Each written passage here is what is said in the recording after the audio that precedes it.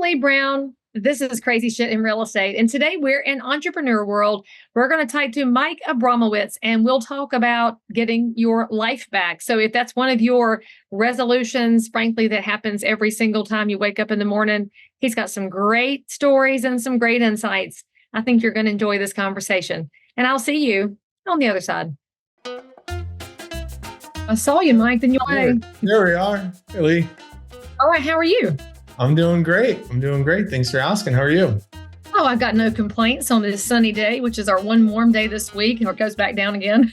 Yeah. Where are you located? I'm in Concord, North Carolina. How about you? I'm in St. Augustine, Florida. So I'm with you. It got a little cold. It got like in the 40s here, man. It was a little cold, yeah. Wait a minute. Isn't it St. Augustine, the fountain of youth? That's how I look this way. I'm actually 96. Yeah. Is that a joke everybody in St. Augustine uses? Because I feel like it's what they teach in elementary school. Yeah. We just moved here, actually. I was in Tampa for 20 years and then moved over across the state. So my wife's parents, her family lives up in Jacksonville. So it's about an hour from us. So just right across 4 and Shazam, you're in a good place, right? Right. Exactly. You got it. Perfect. Well, thank you for coming on the show. Tell my audience a little bit about who Mike is. Now they know, of course, that you've chased your wife's family across the state of Florida, but what did you do in and around real estate? And give us a little bit of background. Sure. So I bought my first house when I was 20 years old. I was in college and I read Rich Dad, Poor Dad when I was 18 or 19. And I was driving around a red 91 Mitsubishi Eclipse. And it was up for renewal. I needed a new one, but instead of investing in the liability, invested in the asset of real estate. So bought my first house at 20, and that was in 2005. So 2005, not knowing anything. I didn't know anything. I was running a marathon and didn't know what I was running into or doing it for. I just knew it was a good decision. And it was good until it wasn't. My mom, unfortunately, she passed when I was 20 as well. So, but I took her life insurance money and I bought another condo with that life insurance money. So that was my second property when I was 21. And then at 22, I had picked up a tax sale that my dad kind of was like, "You should do this. Like, if you have the capital, you should do this." So I did. He owns a plumbing business, but he used to have like a background in investments. So I had 3 properties essentially before I graduated to college when I was 22 years old, got my engineering degree. I was also in sales with Cutco Cutlery, the kitchen knives, and vector marketing. So I paid my way through college selling Cutco. And then when I graduated, I had the 3 rental properties. I went into management with Cutco, 2008. And then we know what happened from there. And then I could get into the pitfalls. I could get into all the lessons, but I'll kick it to you. But that's where things started in real estate. And then I could obviously, where I'm at now, it's a little different, but that was the starting point for me when I dipped my toe first and foremost. So first of all, I have to say, everybody out there who's in real estate, quit trash talking Cutco people, because y'all talk a lot of smack about Cutco salespeople, even though you love their knives. One of the things that's amazing about that company is they really do give young people a good start. And it's a wonderful place to get some people skills and some sales training that will literally change whatever career path you wind up in. I love Cutco, not just for the product that they sell, but for how they really invest in the next generation of salespeople. And I say this as somebody who lost the top of her knuckle to my really good Cutco knives. That's how sharp they are, and they never need sharpening, So I did clean the blood up, and I did grow back the skin. The meat never grew back, but I still love Cutco, even though they took my knuckle. And I also want to point out that you read Rich Dad, Poor Dad at a really young age. My goodness, I've tried to get my kids to read it. My kids are 17 and 19, and I've made them play Robert Kiyosaki's cash flow game, and they hate me for it. I think it's because it hits a little close to home. And don't you wish that we could get this next generation of people to read Rich Dad, Poor Dad, instead of getting on TikTok and whining about how they're never going to make it? Yeah. Well, my Cutco mentors who gave me that book. So that was a part of our leadership training program. So it all kind of comes full circle. And that's my origin. I mean, I just retired from Cutco after 20 years. So I trained over 5,000 people that did over $19 million in sales because of what it did for me. it was a really important piece of me to continue to share that with other people. So I'm with you. I love that. We call that a battle wound, so you got a battle wound in the kitchen. But yeah, the product line is fantastic. But I agree, the student work program and the development program is skills for life. That is, it's so impactful for me and a lot of other students that I was able to develop and train. So speaking of those battle wounds, and you've already alluded to it a couple of times, where would you say you had your first big learning moment in real estate? Oh, only one. It was just a really big, expensive one. Oh, well, just here's what I'll say. The short of the story, and then we could go in whatever direction we want. I ended up losing not only the properties, but I lost $130,000. I was $130,000 in debt in my mid-20s, lost the properties, and had a 400 credit score near bankruptcy. So that was on the other end of, so I went from climbing up, I was going to retire early, the big climb, and then the market collapsed, the all the details of like vandalizing the properties because I had to just put renters in there because I was hemorrhaging money, and then they were terrible renters, and then there was a mold breakout on one of the properties, and then had abandoned it. There was deficiency judgments, like everything that kind of packaged in there while I'm like trying to build my direct sales office and be like a business owner and trying to navigate all this. It was a pretty chaotic season. And obviously that put a challenge on the relationship. I was dating a girl for 7 years. We ended up parting ways because it was just like, it was really tough to balance a relationship. My unhealthy habits and my eating kind of started there. So I call it the valley of my 20s. From all the learning moments. I mean, my self-worth was tied to my net worth. And when you do that in your 20s and then it kind of goes bye-bye, it was really tough. So lots and lots of learning lessons in there during that season. Of course, we can unpack some of them. Where I'm at now, fast forward, you go a decade later, I'm 38, accredited investor, high 700 credit score. And, I'm married. I have, we have 2 kids under 4. One is a 3-year-old and one is just born. She just came to us in December. So newborn infant. Now the strategy is a little different. Syndications, putting money into hard money lending, a couple of syndications, that's kind of where I'm at right now, and trying to do more of like the passive cash flow type of investing where I just collect the check and I'm not, operating some of these properties like I was back then, because I could mitigate the risk in my earlier days. And now it's just a different strategy that I'm taking at the moment. So I love that. And there's a couple of things I really want to touch on. The first one is how lucky you were that the financial stress ended a relationship that obviously wasn't where you were meant to be.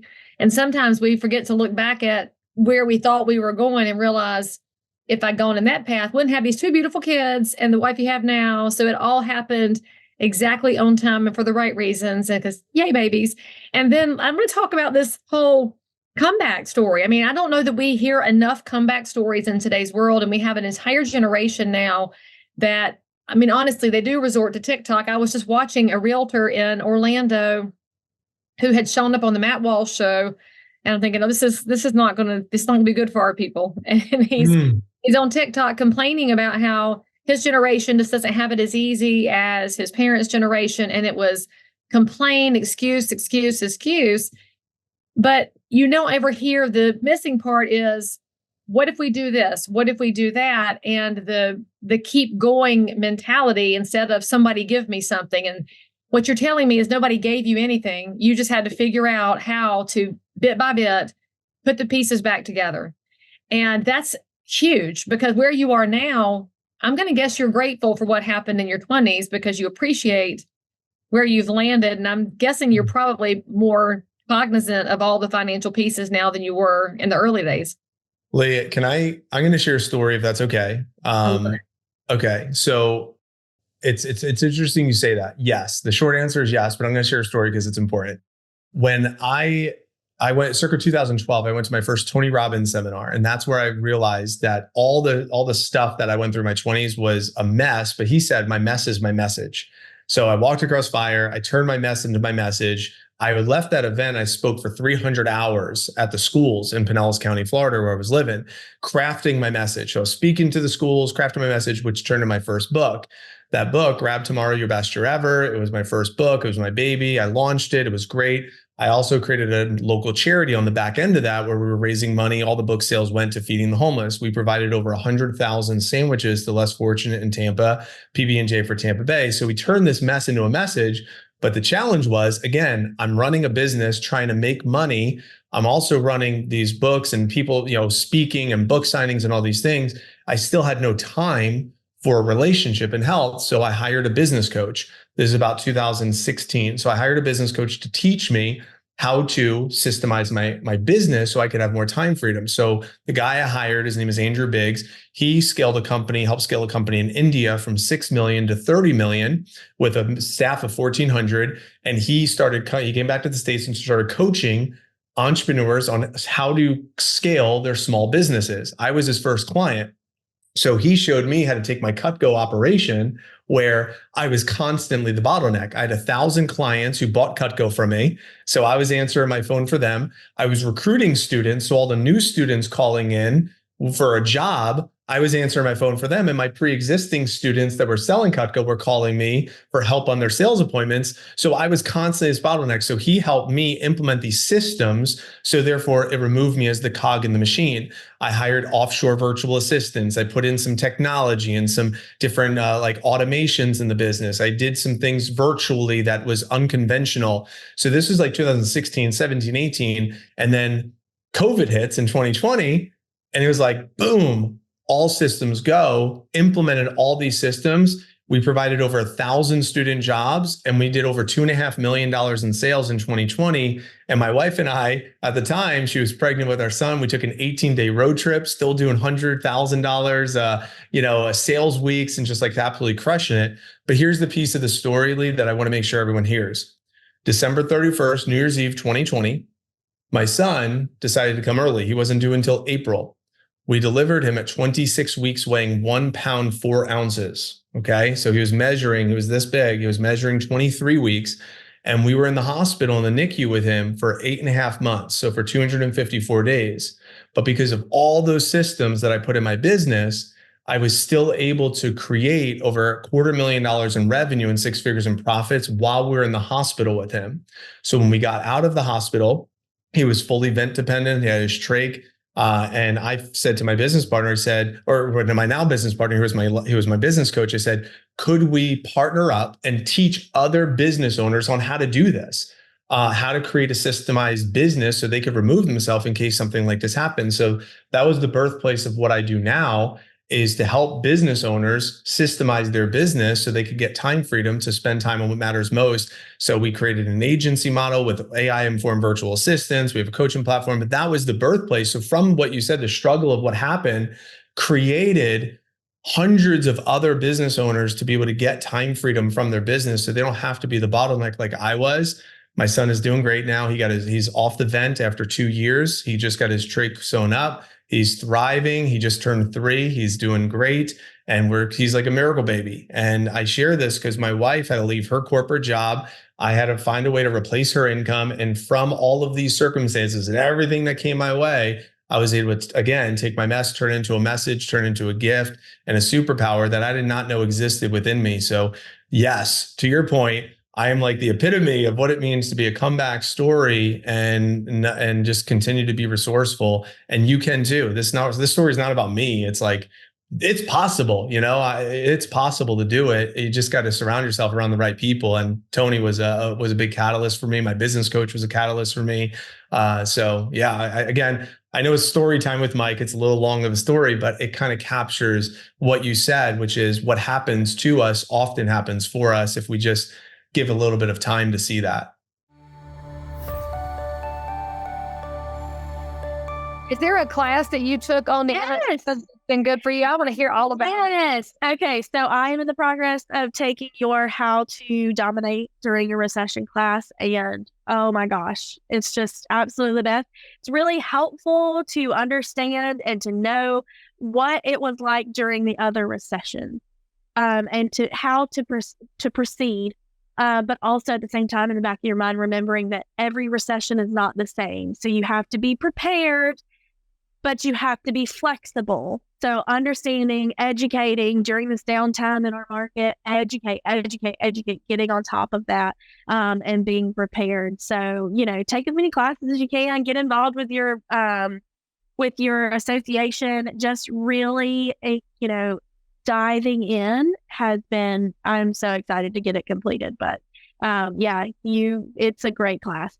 Highly I'm so recommend. glad that you're finding it helpful. And I love what you said too, that every recession is different, because whether the media wants to call it one or not, we know the economy is not feeling perfect right now. And when things feel, that's when we do more education for ourselves so we can give that education to our clients. And so thank you for those kind words. I can't wait to get the full review when you finish it. And by the way, friends, if you follow the link here, we might have a discount code to get you involved in that class as well. So you can join Mackenzie and get some education in your yoga pants in the evenings while you serve clients during the day. So thank you for that kind recommendation. I'm so glad you're enjoying the class. Yeah, you're welcome. Well, I mean, life is so precious. So anytime I hear those stories, my mother's heart is just pounding out of my chest, because, I mean, it's such a gift. And then the gift you gave your wife was the finances were giving her permission to do what she needed to do. And I think a lot of couples that find themselves in that situation, they don't think they have permission to walk away from the job, but you created it accidentally on time.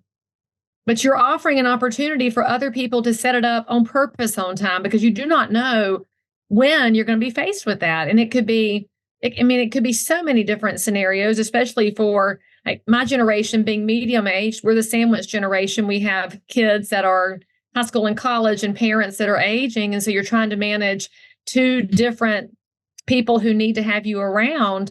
And if something were to go wrong on either end, my business has to be self-sustaining, and particularly in real estate. I was sitting here writing down that note about you calling yourself the bottleneck. I see this so frequently in real estate, where somebody is skilled at working with the public. They are skilled at real estate, and the phone just keeps ringing and they just keep saying yes. And because they said yes too many times, their bandwidth is overloaded.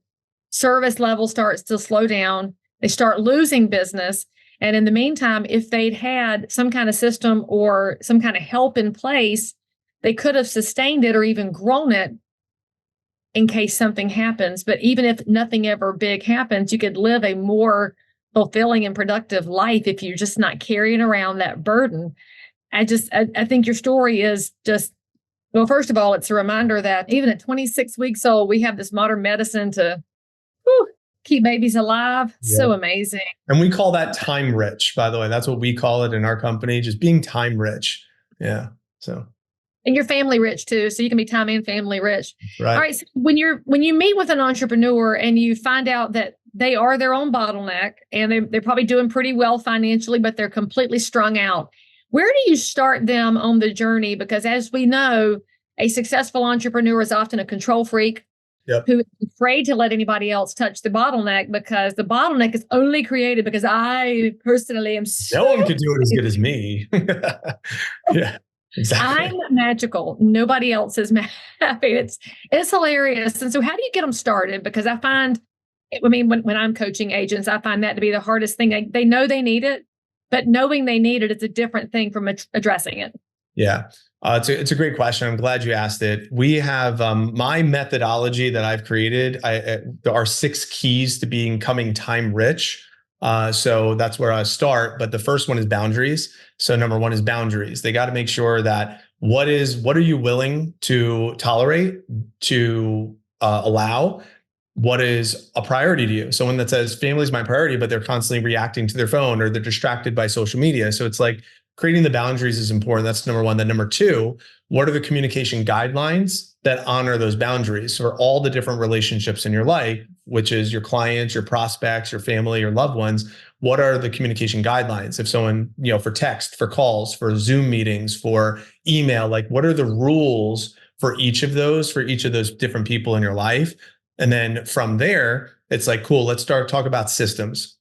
So number 3 is systems. What are the flow charts, all the if-thens, all the processes for your client journey and also for your talent journey, depending on your business as an entrepreneur? So the client journey is leads, they're both the same, but it's generating leads, whether it's leads for clients or leads for new hires, right? Or like agents, if you're building like a downline model, generating leads, converting those leads, onboarding those leads, and then retaining them as clients or talent. So it's the same thing. What are all the systems? What are all the if-thens in between each of those talking points and the flow of that? McDonaldifying your business. From there is the playbooks. So that's number 4. What are the SOPs? What are the resources, the videos, the templates that back up those systems? That's number 4. Number 5, who? The team. That's team. Who are the who's that we're putting inside of the system to click the buttons, to answer the calls, to do the thing? And then lastly is number 6 is what is the technology? What are the tools that you want to use to make this easy? That's like your CRM, that's your, scheduling tool, software, whatever it might be, to support those who's, to make sure that they could do what their job is. And we follow that. Those are the 6 keys, and it really goes in that order to help someone become time rich. And the part that you just said about letting go of control, the reason why is too often they're starting with number 5, which is let me just find some people that can do it as good as me. But if you're trying to find people that just go into a broken system, it still doesn't solve the problem. Maybe it helps a little bit, but it's like putting a Band-Aid on like a broken ankle, right? It's not really going to solve the issue. We want to start with, let's really dissect the system. But if you already have a good process, boom, let's inject a really qualified team into the business. And that's why we created the service that we have, which is let's inject a qualified team for you. And we'll cut out the hiring, interview, and training onboard. And we already did all that. Just use our team to do that for you, depending on your business, of course. But those are our 6 keys to time rich. So boundaries, communication guidelines, systems, playbooks, team, and then tech. Well, I was looking on my desk for my copy of Dan Sullivan's book, Who Not How. And of course, Dan's coached 1 million entrepreneurs. Is it behind you? Oh yeah. See, Shazam! Look, guys, it's really a beautiful space if you pay attention to it. The people who support entrepreneurs also support each other because we all reach different people. But Who Not How is definitely a game changer in thinking about the people who surround you and what they can get done, because that goes to the heart of the poor hiring practices that a lot of busy people have in sales, which is very reactive. And when you're reactive, you're thinking, you seem fine, so just come in here and I'll throw some shit at you. And you go figure it out. And then if you've hired the wrong person, they can't just accept your pile of unfinished projects and do it.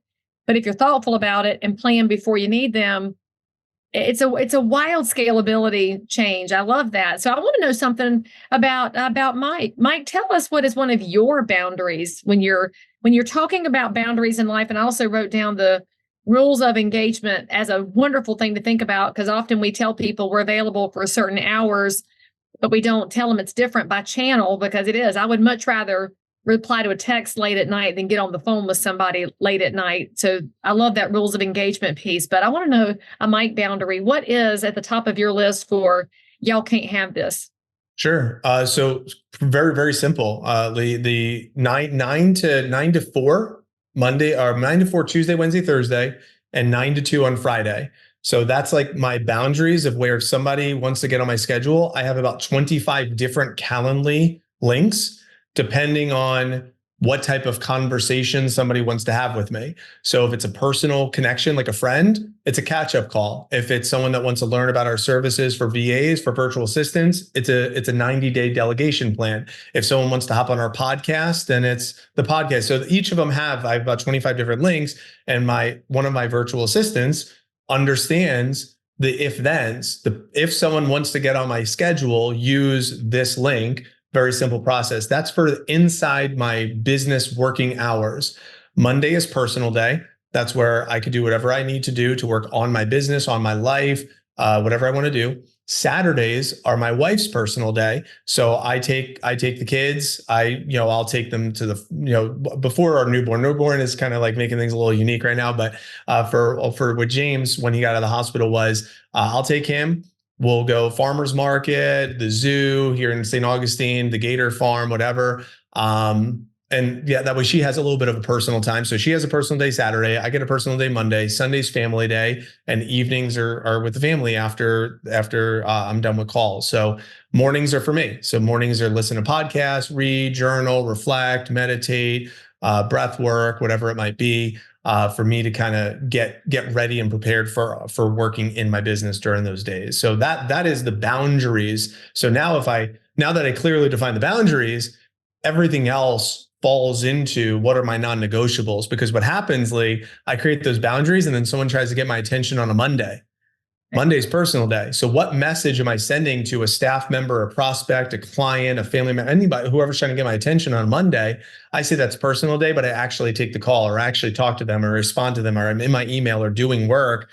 The message I'm sending to them is, oh, it's not really a boundary. If it's out of bounds, it needs to be communicated. It's out of bounds. Hey, don't respond, right? If you just by responding means you saw it, I'll see it sometimes, but I don't respond. I respond on first thing on Tuesday and let them know, hey, I saw you message me on Mondays. I'm usually, Mondays are my personal day. I'm not on technology, but hey, here's my response. So that way they know, and you do that for every one person. Eventually, each person is going to know the boundary and they're not going to reach out to me on Mondays.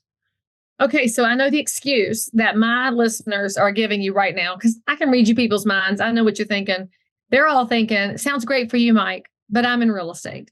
And I hear that all the time. Yeah. I have to work when other people want me. I have to give up my personal day because this house came on the market. I have to work at night because it's a listing in my neighborhood. I have to work on Sunday because it's a relocation client. What do you say to somebody that absolutely will not abide by their own boundaries because they make 1,000 excuses for it? Well, here's the question. Number one, we got to start with the priorities. If their priority is, I must get the result, what is the outcome? Here, Leigh, I'm gonna just make sure this is crystal clear. I'm going to be vulnerable with something that not many people know here. All right. I'll be playing with my son. All right. We're like tickle and fight or whatever. I'll be playing with him. And then I know I have like a list of other things I need to do in the other room. And I'm like playing with him, but I'm thinking about the other things I have to do in the room. And here's what happens in the moment. I say, what do I need to do in the other room? Okay. I need to talk to this person, send this email, talk to, get this person on the horn. I got to answer that call. Why do I want to do that? So I can eventually make money. Or so I can turn that into a profit. Okay, why do I want to make that money and turn it into a profit? So I can have nice experiences with my son that I'm having right now in this exact moment.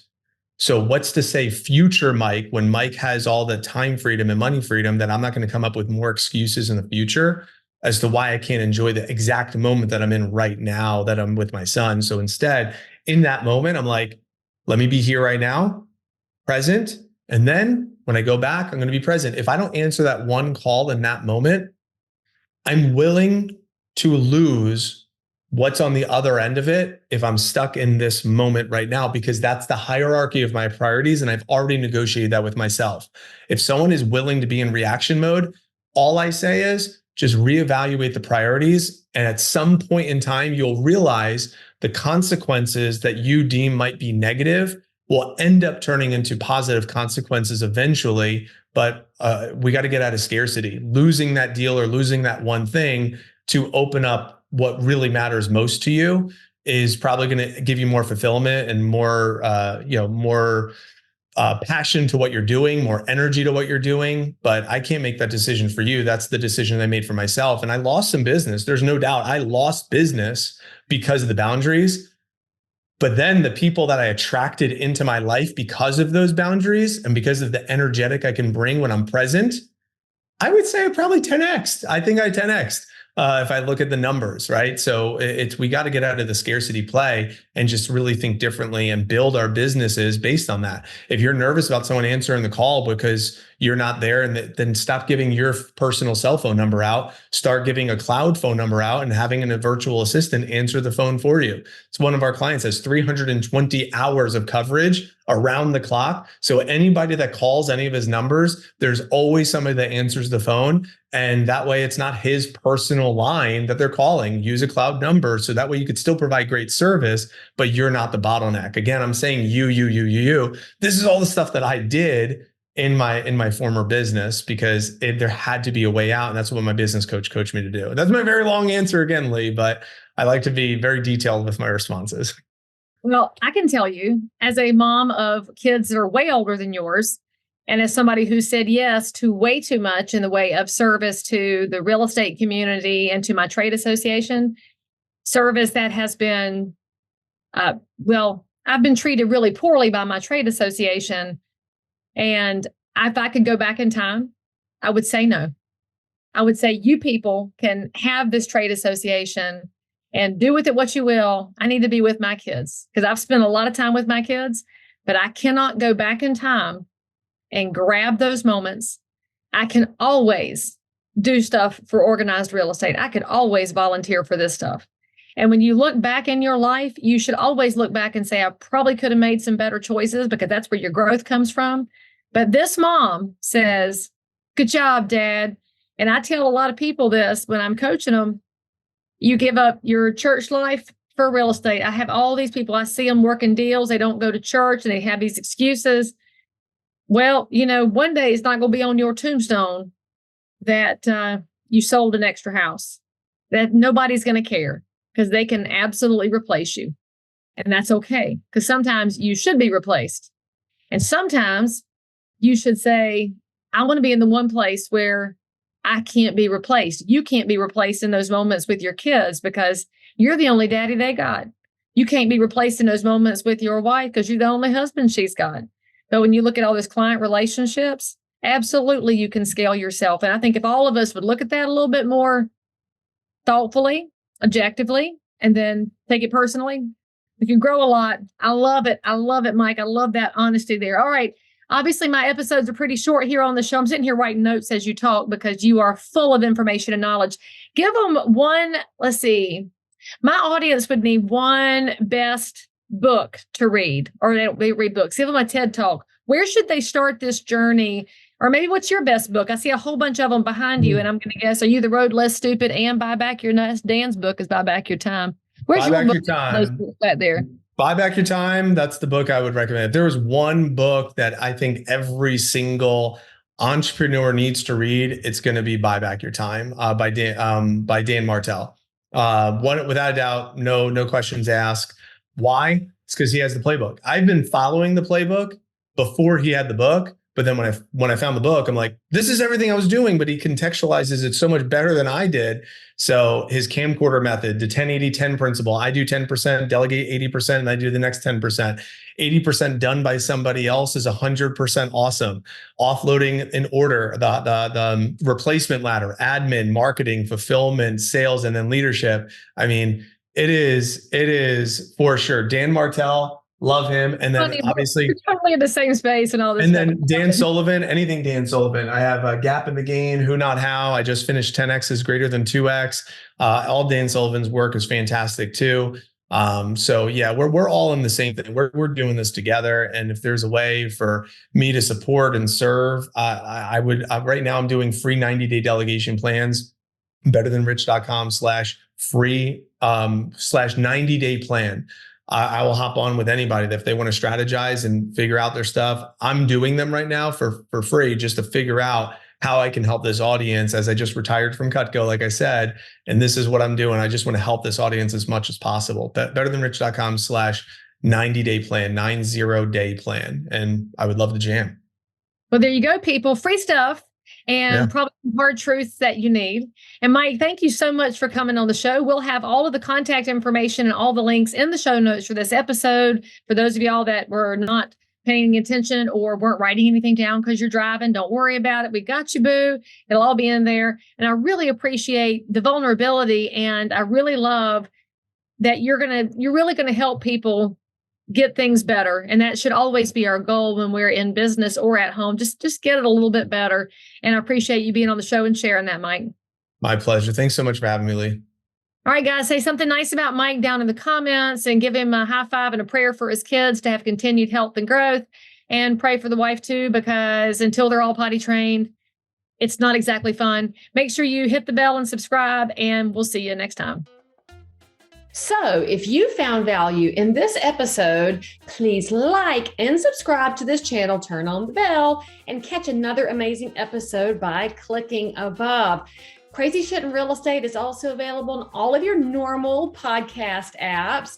So if that's where you like to hang out, go find me, click subscribe. And most importantly, leave me a review that says you think I'm awesome, my guests are awesome, or this content is just exactly what you were looking for. And then, by the way, if there's something you need, you want to learn about something, you can comment below anytime. You can also send me a direct message if you need to remain anonymous. No judgment. But anyway, I'll only judge if you forget to subscribe and click. I'll see you next time.